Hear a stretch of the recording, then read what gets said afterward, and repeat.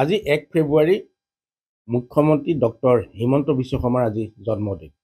57 বছৰত ভৰি দিছে মুখ্যমন্ত্ৰী ডক্টৰ হিমন্ত বিশ্ব শৰ্মাই।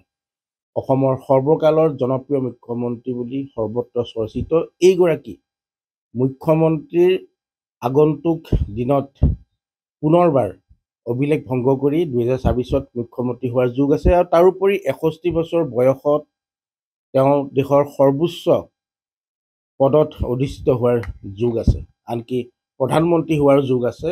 এই দাবী তেজপুৰৰ যুৱ জ্যোতিষী দিব্যজ্যোতি শইকীয়াৰ। আজি যিহেতু মুখ্যমন্ত্ৰীগৰাকীৰ জন্মদিন, গতিকে আপুনি তেখেতৰ ভাগ্যচক্ৰ গণনা কৰি কি পাইছে? নমস্কাৰ। মুখ্যমন্ত্ৰী হিমন্ত বিশ্ব শৰ্মাৰ জন্ম হৈছিলে 1969 চনৰ 1 ফেব্ৰুৱাৰী ৰাতিপুৱা 5:30 বজাত। জন্মস্থান হৈছে যোৰহাট। তেওঁৰ ৰাশি হৈছে কৰ্কট, লগ্ন হৈছে মকৰ, তেওঁৰ নক্ষত্ৰ হৈছে পূৰ্ণিমাসু নক্ষত্ৰ, আদ্যকৰ শিৱ হৈছে।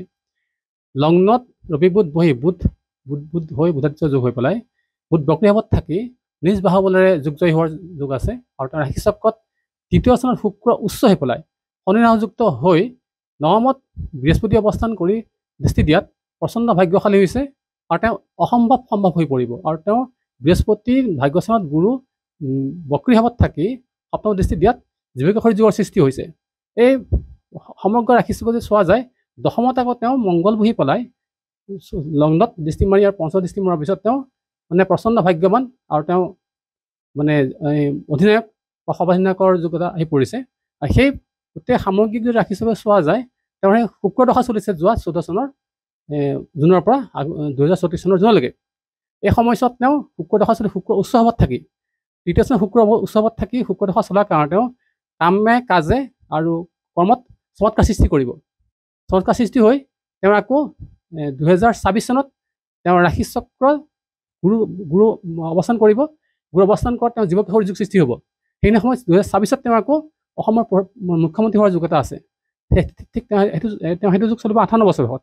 ঠিক 61 বছৰ বয়সত আকৌ ভাৰতবৰ্ষত তেওঁ সৰ্বোচ্চ পদত অধিষ্ঠিত হৈ পেলাই প্ৰধানমন্ত্ৰী হোৱাৰ যোগ আছে। কি কাৰণে তেওঁ এই 2029ত তেওঁ চলিব 61 বছৰ বয়সত। তেতিয়া তেওঁ লগ্নৰ আৰু ৰাশিৰ তৃতীয়ত মংগল বিচৰি অৱস্থান কৰি পেলাই মংগলে দশমত উচ্চ দৃষ্টি মাৰিব, চক্ৰ দৃষ্টি মাৰিব, শনি দশমত নিচ হৈ, ষষ্ঠত ৰাহু নিচ হৈ, নৱমত বুধ নিচ হৈ নিজভংগ ৰাজযোগ সৃষ্টি হৈ শুক্ৰ আকৌ ভাগ্যস্থানত আহিব।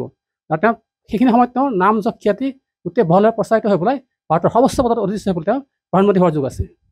হয়, নিশ্চিতভাৱে আজি যিহেতু তেখেতৰ জন্মদিন আৰু মুখ্যমন্ত্ৰীৰ ভাগ্যচক্ৰ গণনা কৰি দিব্যজ্যোতি শইকীয়াই ইতিমধ্যে উল্লেখ কৰিছে যে অভিলেখ ভংগ কৰি তেওঁ পুনৰবাৰ 2024ত মুখ্যমন্ত্ৰী হোৱাৰ যোগ আছে। ঠিক সেইদৰে 2029 চনত 61 বছৰ বয়সত তেওঁ দেশৰ সৰ্বোচ্চ পদত প্ৰধানমন্ত্ৰী হোৱাৰো যোগ আছে।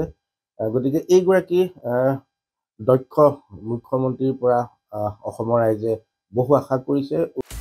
আপুনি বিচৰা বাতৰি পাব কেৱল নিউজ 18 এপত।